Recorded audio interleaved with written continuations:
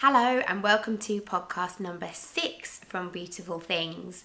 I'm Claire, teacher of crochet and various other crafts such as sewing and dressmaking, and I'm based in Essex. And you can find my links on Instagram where I'm ArtyFartyMac. You can find us on Facebook where we're craft classes at Beautiful Things. You can find our website at clairemacaness.com. And you can also find us on Ravelry, where I am also ArtyFartyMac. And there is a Beautiful Things podcast group that you can join, where we'll just post about general chit chat and what we're up to. So I've got lots of things to talk to you about today. This is going to be my last podcast before we head off to Skipton in North Yorkshire in a couple of days' time to exhibit for the first time at Yarndale.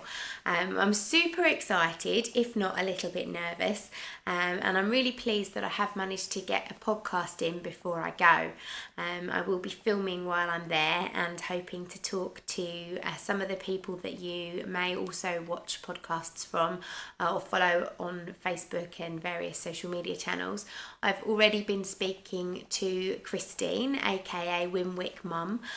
We've been chatting on Facebook and I'm hoping to catch up with her on Friday while we're setting up our stands. Obviously I will make sure I go and say hello again to the lovely Lucy from Attic 24. I know that Catherine Sena from Crafternoon Treats is going to be coming along, and she's already said she's going to come and hunt me down and say hi. And I'm hoping to meet Eleanor from Knit Nottingham. I've recently been watching some of her vlogs on YouTube and she absolutely cracks me up. She's so down to earth and hilariously funny, and just go and check out her vlog. She's just really funny and I can't wait to meet her. She's actually bringing a whole coach load of people up from her shop, including my very good friend Saz, who's travelling up, so I'm hoping to grab 5 minutes so that I can have a quick cuppa in the sunshine, hopefully, with Saz and catch up with her. So I've got lots and lots of things to show you today. I'm going to start with a knitted finished object. I have an FO. It is a very small FO, but it's also super cute. So I'm going to show you my Wimwick Mum's mini socks. How cute are these? Let's see if we can get them to focus. There we go. Aren't they adorable? Wandering along the screen. So the whole idea of these tiny little mini socks, this was a pattern designed by Christine, Wimwick Mum. What she wanted was people who have taken part in her sock along to make a little mini pair of socks that they could wear on their clothes as a little brooch if they were going to Yarndale. So that when you're wandering around, if you bump into people who've got little mini socks on, then you know that they've done the Wimwick Mum sock along. So these were absolutely adorable. It's a really easy pattern. She's done lots of versions. They're all available on her blog, so I'll put the link down there. Lots of different versions, so you can make them on a small circular, magic loop, or on DPNs. And I actually did these on DPNs because they're really so tiny that I thought it would be easier than trying to faff around with magic loop. I did take probably about 3 hours to make them. It's not a hard pattern at all. It's just so tiny and so fiddly that, you know, you're very carefully trying not to drop stitches. And it's not a hard pattern to follow, it's just fiddly because it's so very small. But what I love about these is they are actually complete socks. They're not flat or anything. Like you can see, I can wear it on my finger. So they're like proper little socks. You could make these for Barbie even, couldn't you? They're so absolutely adorable. So they're my little finished object, but I'm really pleased with them. I just need to put them on a piece of felt or something and put a brooch back on the back so that I can wear these when I'm at Yarndale. So that's my finished object, a knitted one. I've got more, but that's crochet, so we'll come to that in a minute. So I've got a few things on my needles. Firstly, I'll talk to you about my things that are on my needles that are currently now off my needles because they've made me angry. The first of those is my beautiful soft purple fluffy hat that I bought the yarn for in Amsterdam. As I'd said to you in my last podcast, I'd knitted a fair chunk of it and realised that I'd gone horribly wrong. So I actually pulled it all back and I started again. I knitted the fair chunk again and the same again, probably about 4 hours worth of knitting. I had about that much rib to realise I'd only gone and done it again. And I just got so angry with it. The problem is that the yarn is so fluffy. So unlike a normal standard rib where you're knitting 2 purl 2 knit, 2 purl 2 knit, so that you, when you come back in the other direction, you can see what stitches you need to do. Because it's kind of, each row is offset against the other so that it looks the same on the front and back. It's just really hard to see what you need to do.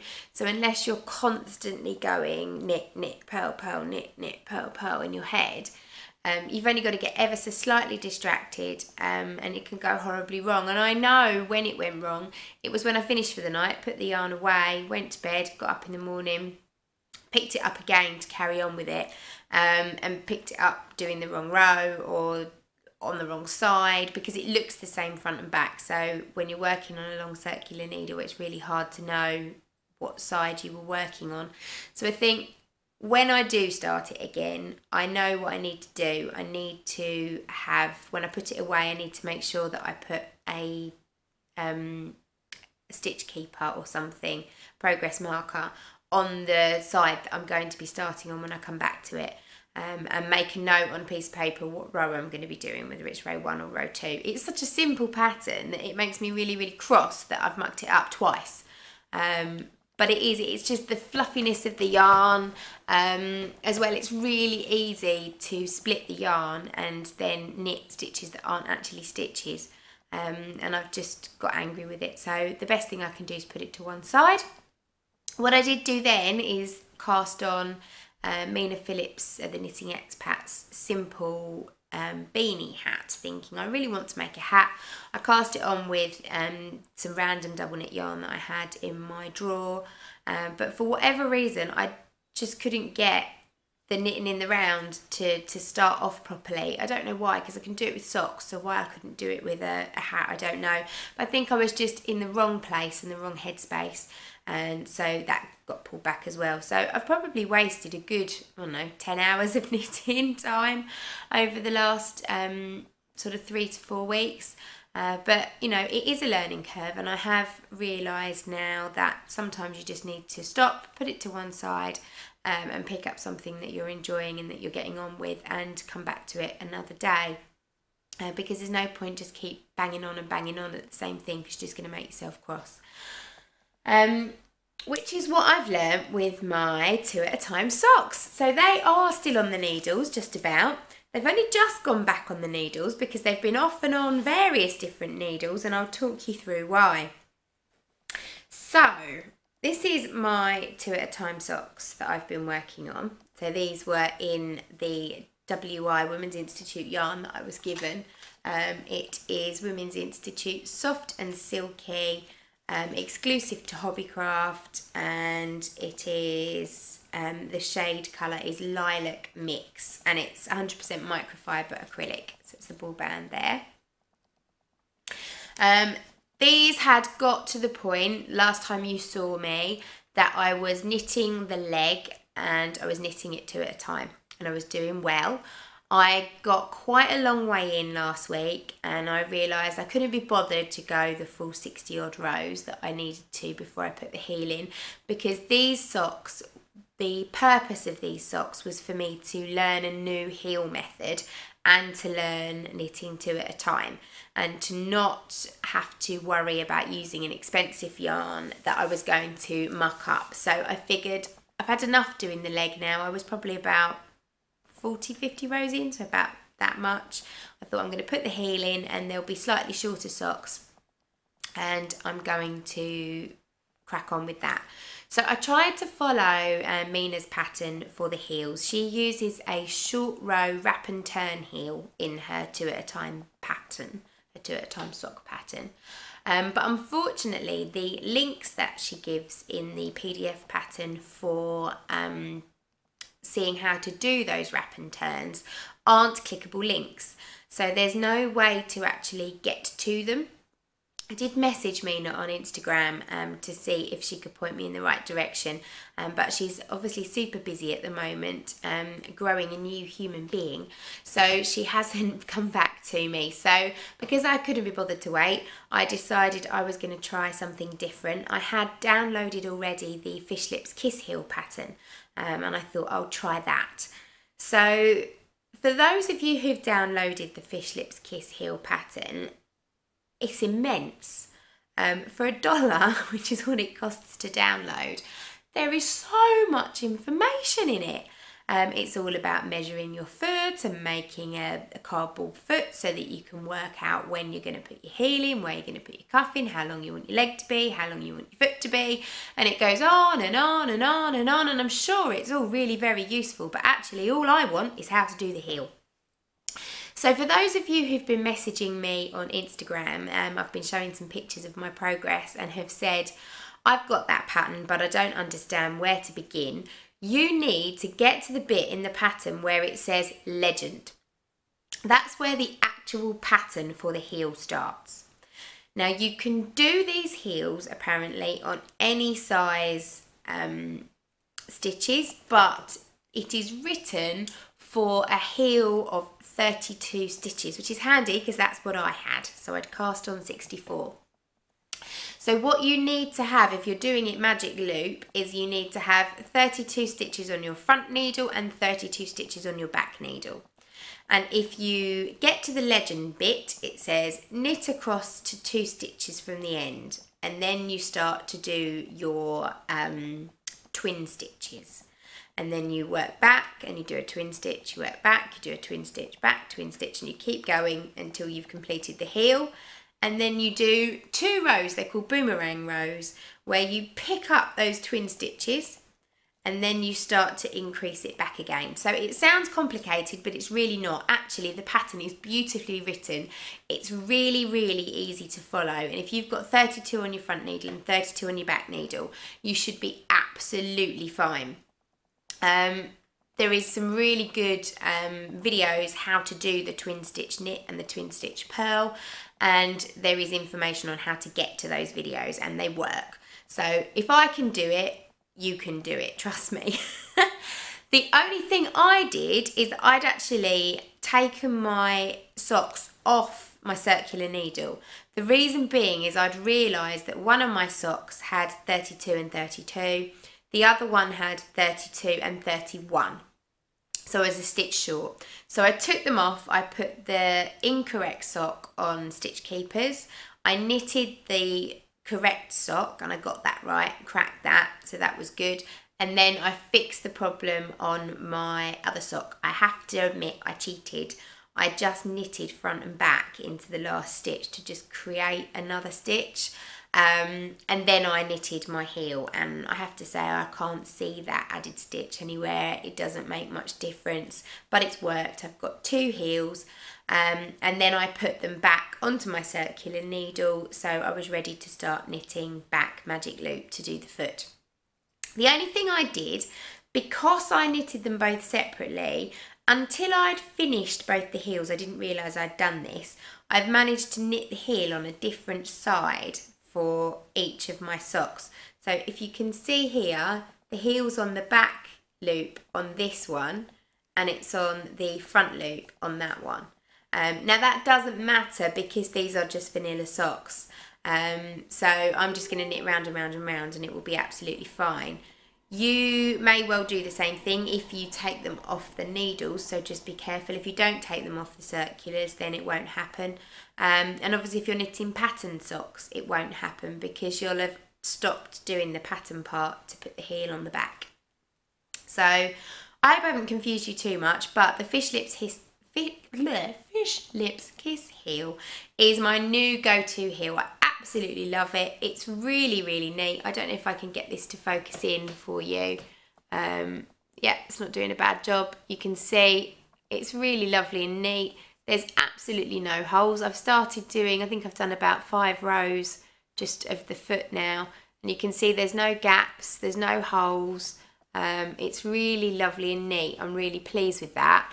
And it looks nice on the inside as well. Look, if you look, you've got this lovely kind of ridge coming down here, which you can see.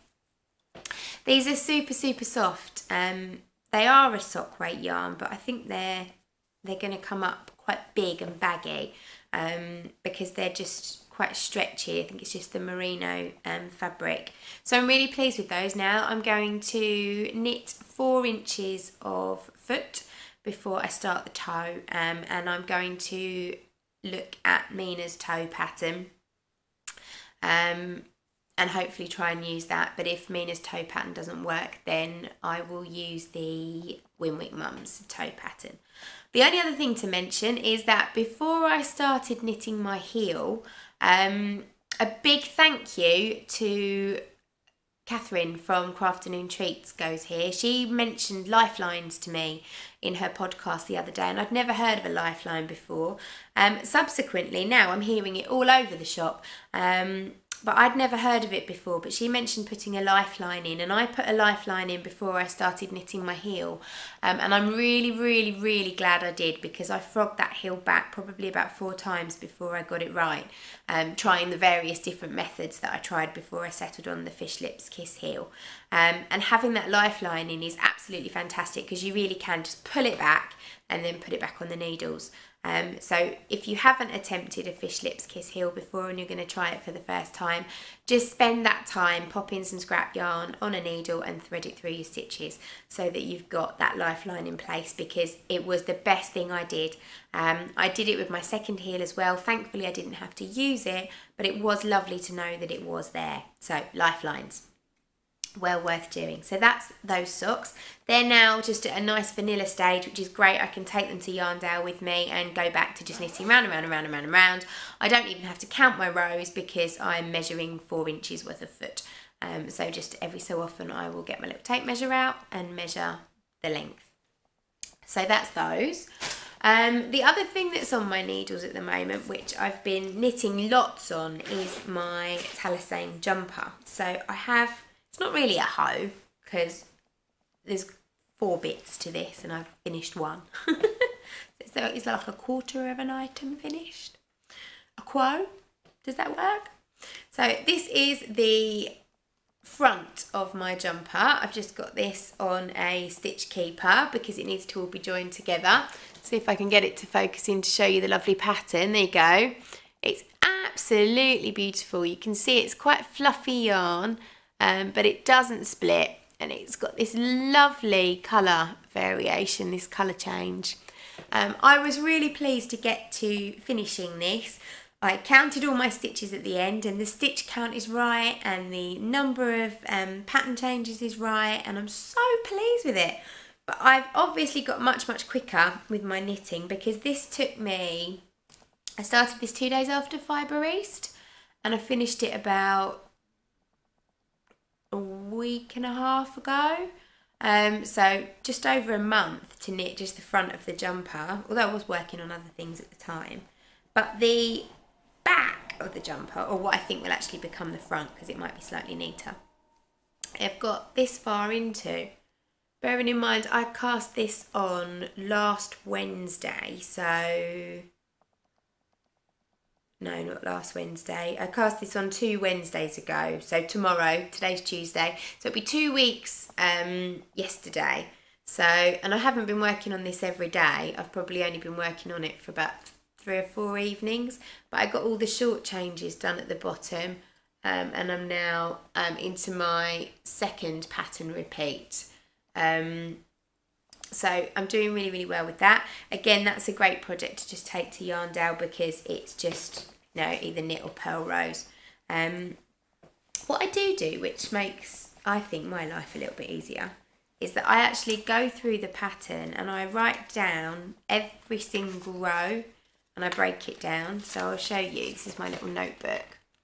So you can see I'm breaking down each row. So knit, knit, knit, purl knit, purl knit, purl knit, knit, knit, knit, purl knit, purl knit. And then I can just cross them off as I go. So I really can just pick this up, do a couple of rows, put it away, pick it up, do a couple of rows, put it away. And I know that when I get to the end of this page, I will have finished the front of my garment. So then I can do the same. I can write the pattern out for the sleeves. And I'm going to knit the sleeves 2 at a time on a circular needle this time, so that they can hopefully match as good as. This front and back does, the pattern change, the variation does almost match. There's a couple of rows out, but it is quite a hard yarn to colour match, and it doesn't expect you to match it perfectly. It just says in the pattern, try and do your best of starting with a similar colour, a similar shade. So I have done that, and I'm quite pleased with how that's working up. But I thought I'll do the sleeves 2 at a time, and then also as well, I'm not going to end up with one longer than the other. So it's work in progress, but we're getting there, and I'm really pleased with how my knitting's come along. I think I've learned a lot in the last few weeks, and I have got grand plans. I think I'll talk about what I want to knit now, because that kind of leads into what I want to buy at Yarndale. So I found a pattern for a shawl that I want to try. It's a shawl that requires a yarn with a little bit of silk in, but it's all garter stitch, but it's got some yarn over sections in it, and it's all done in short rows. So it looks fairly simple. I haven't bought it yet. It's in my Ravelry queue. I can't remember the name of it either, sorry, so it's a bit rubbish of me, but I want to look for some yarn for that. The other thing that I want to look for are some minis in lime green and hot pink and chocolate brown, because what I want to do is to use up my sock yarn. So just reaching for it, sorry. I still have all of this left. So I figured if I did some shorty socks and just use this for the main foot and the top part, then I could do the cuff and the toe and the heel in some contrasting pinks, lime greens and chocolate browns. So I can use up the rest of this to make some shorty socks. So that's the plan for that. So that's all I want to buy at Yarndale.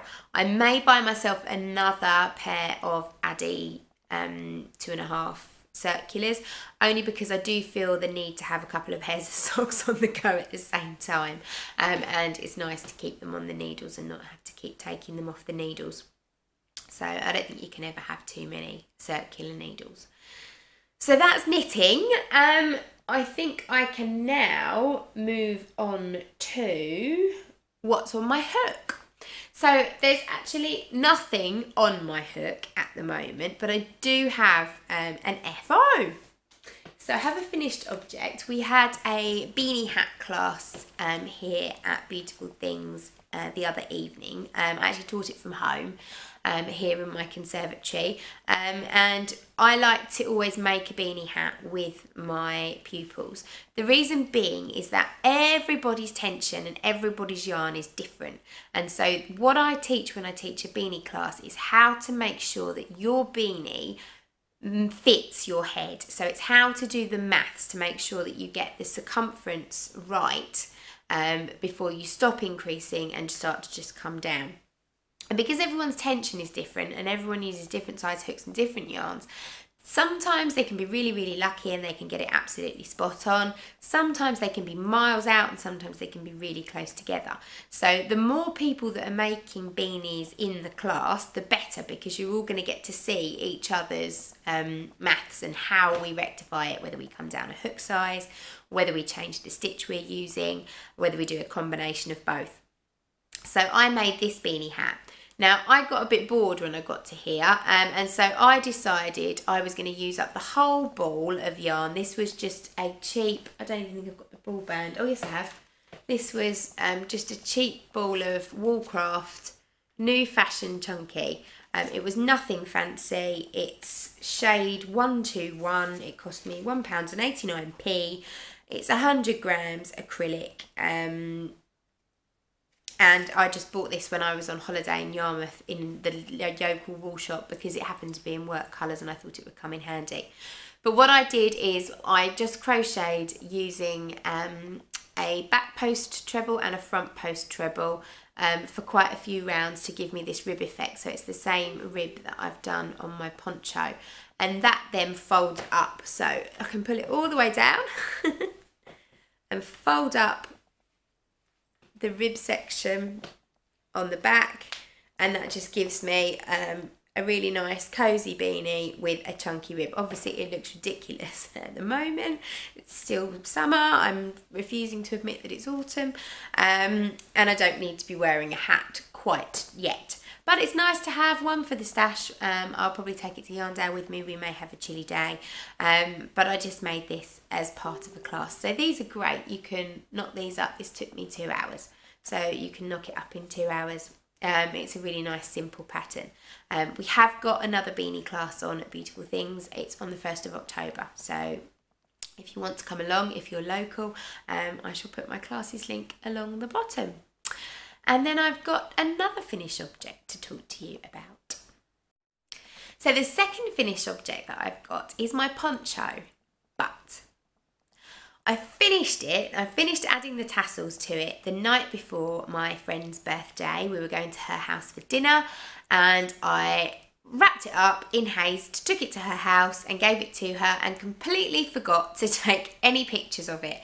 I didn't video it or anything. So there's me showing you over the last few podcasts my work in progress, and then the time's come to show it off and I haven't got it to show off. So I'm really sorry. It did look lovely. She was absolutely delighted with it. She was really, really pleased with it. And she has promised me that she will take some pictures and send them to me. So if she doesn't, next time I go to her house, I shall go and find it, track it down, and I shall take the pictures myself.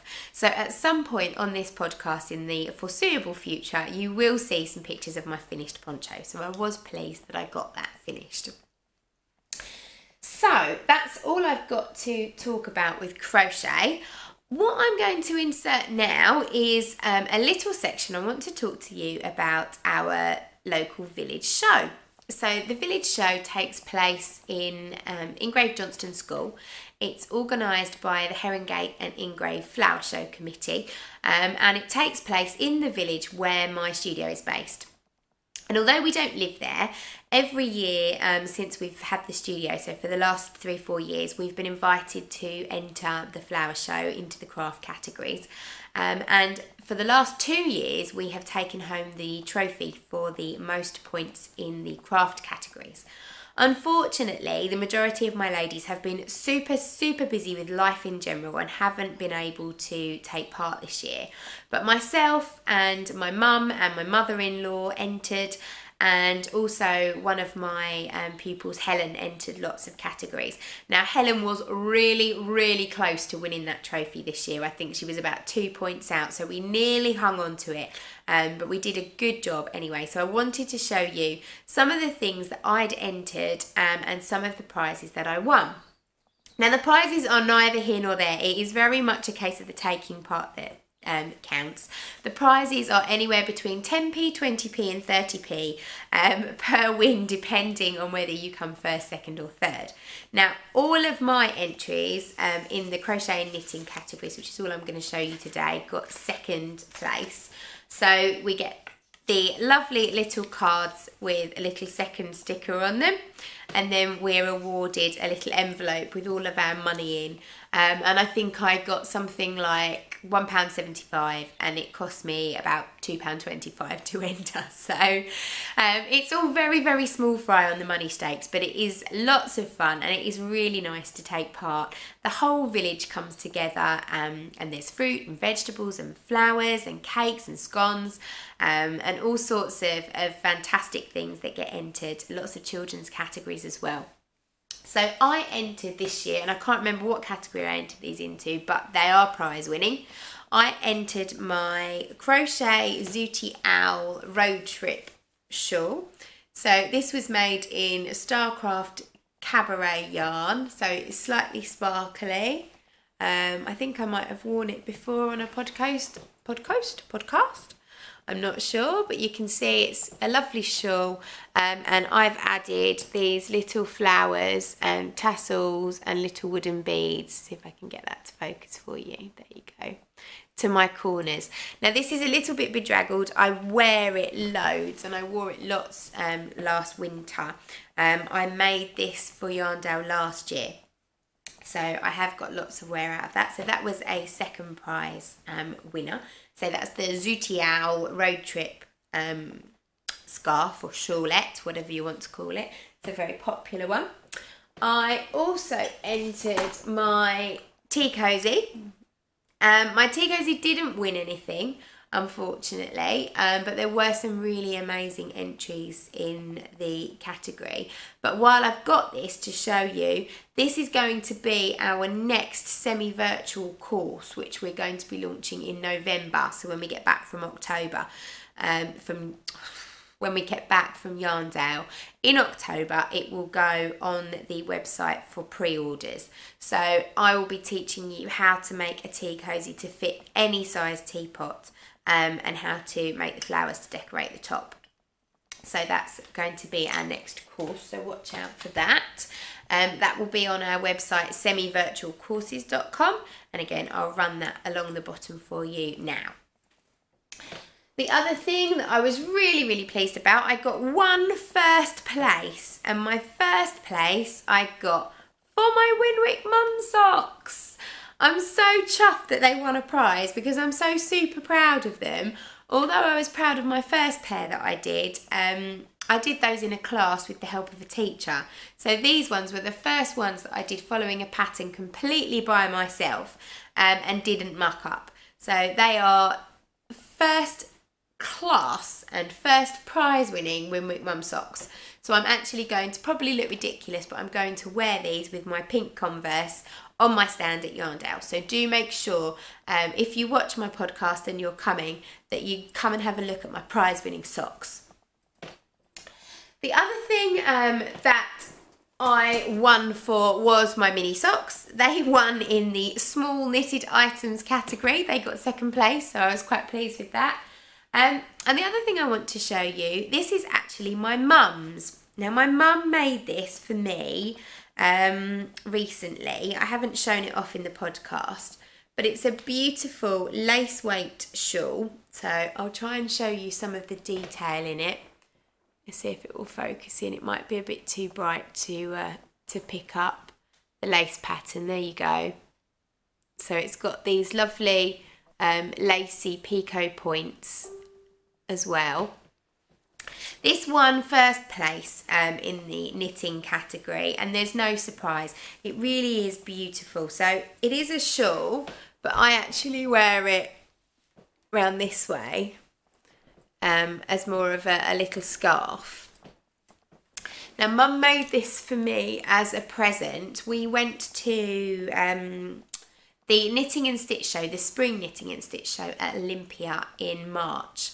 And we came across this stall, it's called Debonair Yarns, and the lady who owns it is a woman called, I've written this down because I'll never remember, is a lady called Erica Downs.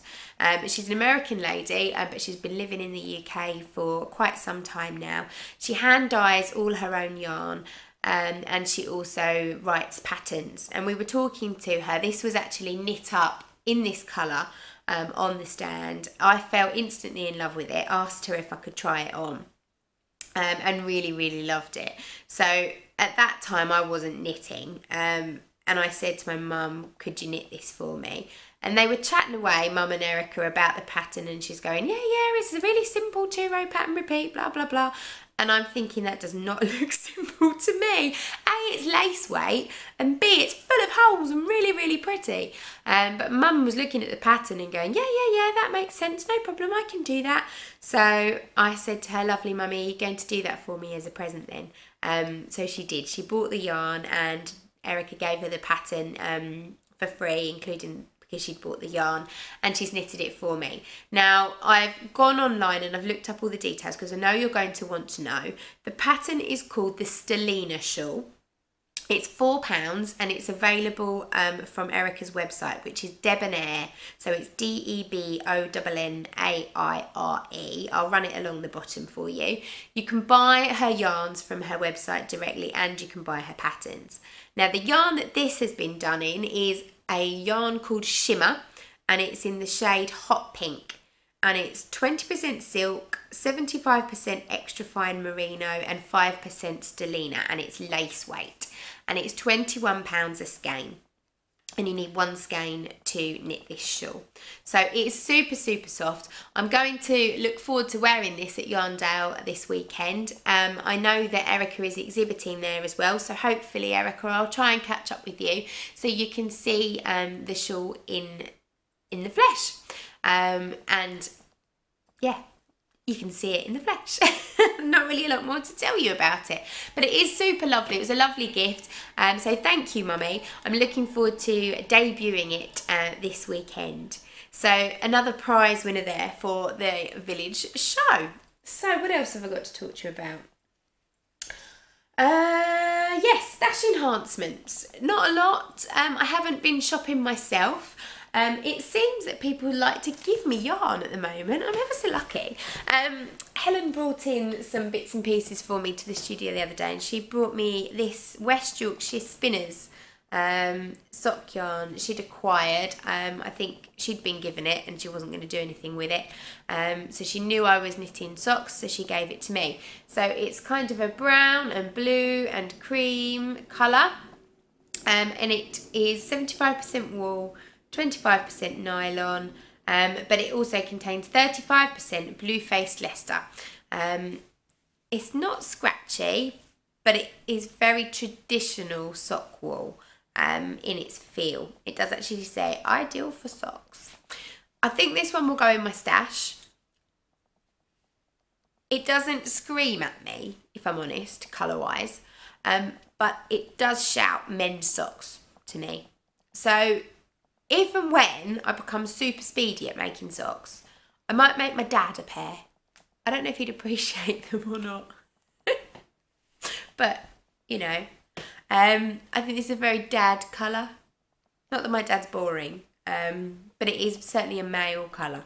So I'm going to pop that in the stash, but I wanted to show it to you. It could be another one that's useful for trying something new with as well. So I think once I've knitted this vanilla sock that I'm working on now, I'm going to do one more. I've got that lovely self-striping yarn that I bought at Fibre East.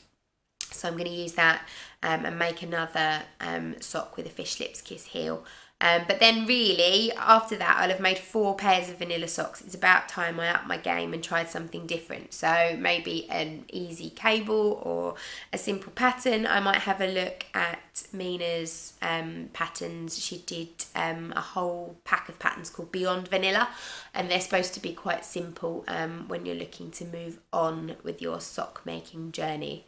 So that might be where I crack this out, but we'll see.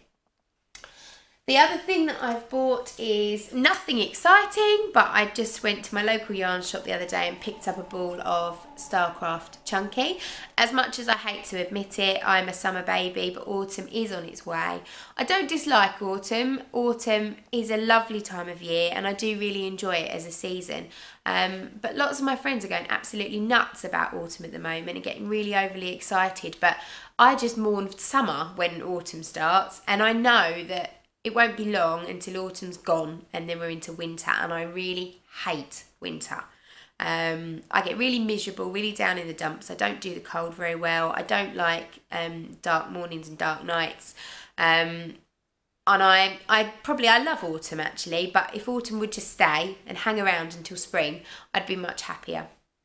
But I realised that I need to get some autumnal things done, so I figured that this is a beautiful pumpkin colour. This is Spice.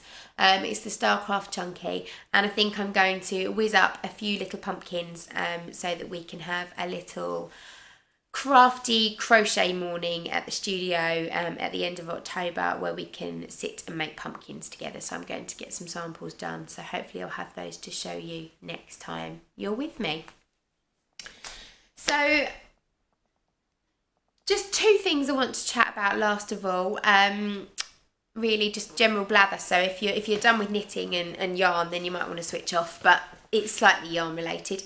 I recently did a live chat over on my Facebook page. It was something that I've been wanting to try for ages. I did it last week. If you go to craft classes at Beautiful Things on Facebook, link down there, then you can scroll down and you can find that live chat. And I did a live chat about crochet basically, and I opened up to Q&As, and if anybody wanted to ask me questions about their crochet. I talked about my crocheting journey, how I learned, how I got where I am, how I started teaching, the methods that I use to teach, and then answered some questions from people about their crochet problems. I really enjoyed doing it actually. It was via the Facebook Live app on my phone, and it's nice because you can kind of see people's messages popping up at the bottom of the screen, so I could answer their questions. I think there was about 20 people at one point watching, and actively participating there was about 15. Most of the time they stayed with us. So I'm going to do some more of those live chats. I think there'd be lots of good fun. Probably not necessarily about knitting, because I'm no expert at knitting, as you know. I'm just learning myself. But I might do a dressmaking one or a sewing one. So I'm open to suggestions. So pop over to the Facebook page, have a look at the live chat, see what you think. And if it's something that you liked, then let me know what you think I could do in the future and what you might be interested in watching. So there's only one last thing to tell you, and that is that this evening I'm going to visit my good friend Natasha, who is going to transform this into this. I'm going hot pink! It's just for fun. I know it's going to take ages to wash out. It will wash out eventually. It is a semi-permanent, but dye holds on my hair for ages. I was pale bubblegum pink earlier on this year, and it stayed and stayed and stayed and stayed. So goodness knows how long this will stay for. It'll probably be with me till Christmas. But I wanted to do it for Yarndale. I thought it would be fun. I like to stand out from the crowd. So I'm going to go hot pink tonight to match, I don't know if you've noticed, my hoodie. Check this out. So my good friend Charlotte has a heat press and a magic machine that cuts vinyl. So she has jazzed up this hoodie for me, and she's made matching hoodies for the whole of my team. So all 10 of us that are going have all got hoodies. Some of us have got brown ones, some of us have got pink ones. I've got both, but I am the boss. And they've all got hashtag BTHQ on the arm. So we're going to be standing out from everybody else. So look out for the BTHQ girls if you're coming to Yarndale. Make sure you say hi, give us a high five, and do come and have a look at our stand, because we're going to have one of those big picture frames so that you can come in and have your photo taken with us on the stand. And we're going to do a BTHQ selfie competition to give away a big bundle of fabulous stuff. So that's all I've got to talk to you about for now. So thank you so much for watching. Hopefully you've enjoyed today's podcast. Do give me lots of lovely comments below, lots of lovely feedback. Don't forget to pop over to the Ravelry group, comment in there. And when I come back from Yarndale, I will crack on with some more things, have lots more things to show you, and I think I will probably organise some form of knit along or crochet along, and also some giveaways. So I will say thank you for watching, and bye bye for now.